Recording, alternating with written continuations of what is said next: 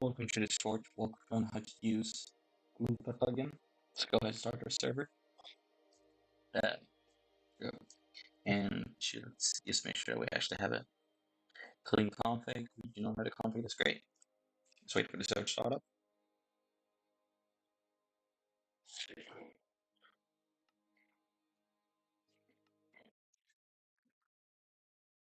Okay, let's start off by creating the loot bag.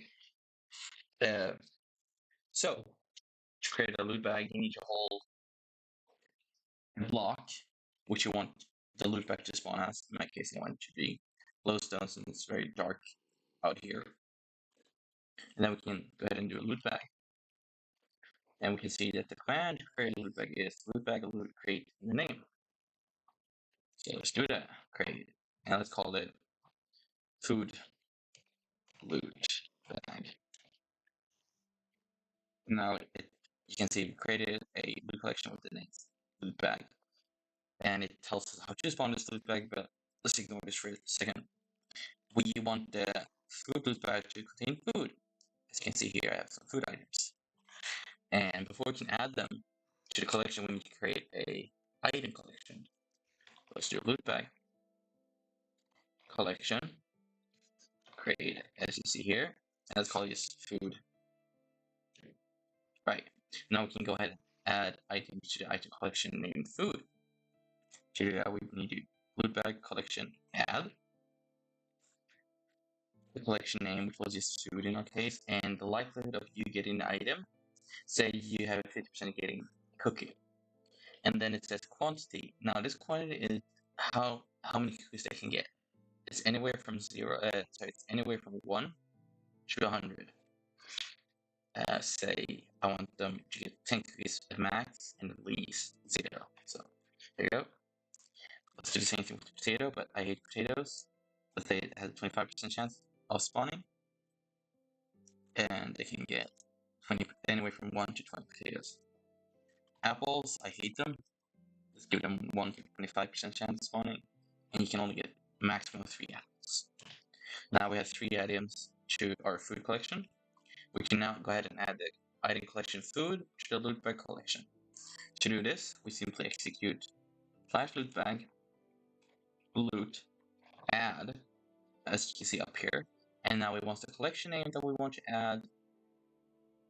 I'm not sure why it doesn't say loot collection here, but I need to fix that before I send the jar. But so loot bag loot add the item collection name equals food, and then the loot bag that you want to add to. In this case, we created the loot collection called food underscore loot bag. Let's do that. Food underscore loot bag. And then what is the probability of the player getting this collection? Let's say it's 100, so they always have a chance. So they'll always get a food collection when opening a food loot bag. Right. Remind me to fix the message up here. But remember, spawning up there it should be loot bag loot add collection name, root name, and then rarity. Okay.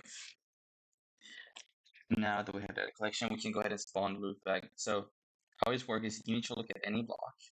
Say we want to spawn it around here. That's our original spawn location.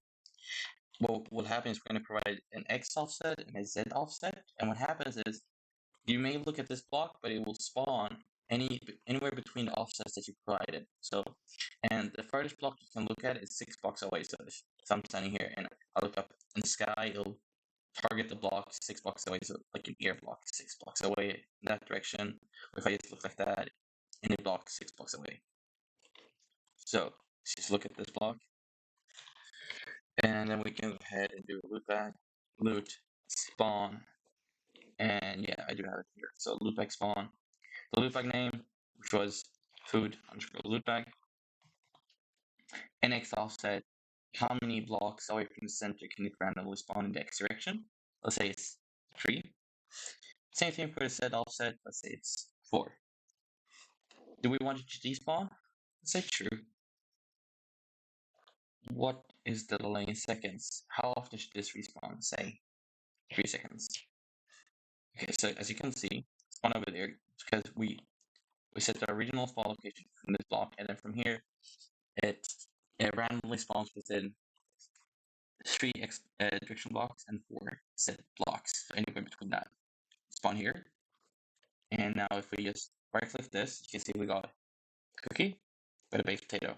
It will despawn. Now what happens is it won't respawn until the player is outside the region, and in this case the region is the offsets that are provided. So I need to be 3 blocks away and 4 Z blocks away for it to spawn again. And it checks if a player is within this region every 3 seconds. So if the player is, say, the counter is at 2 seconds and player is in the zone, it won't respawn. It will check again in 3 seconds. So just walk away and count 1, 2, 3. As you can see, it spawn here now. See, cookies. We haven't gotten an apple, so it has a 1% chance of getting an apple. A bunch of cookies, potatoes. I want.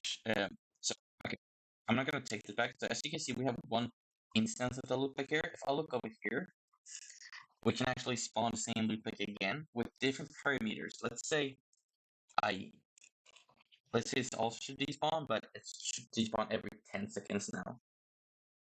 And as you can see, it spawns within parameters we gave it. So and we'll take some time for it to respawn.